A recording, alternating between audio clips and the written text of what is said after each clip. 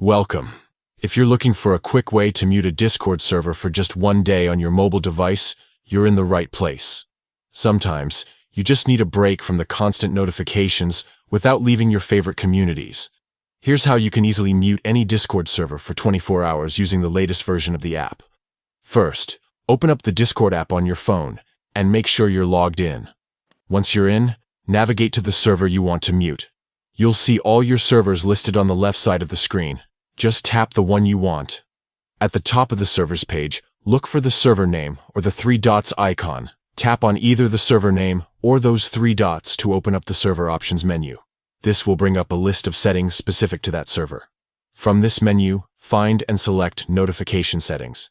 This is where you can control exactly how and when you get alerts from this server. At the very top of the Notification Settings screen, you'll see an option labeled Mute. Go ahead and tap on Mute. Now you'll see several options for how long you want to mute the server. You can choose from a few different time frames, but for a full day, select 24 hours. Once you tap that, the server will be muted, and you won't receive any notifications from it for the next 24 hours. If you ever want to turn notifications back on before the 24 hours are up, just follow these same steps and select Unmute. That's all there is to it.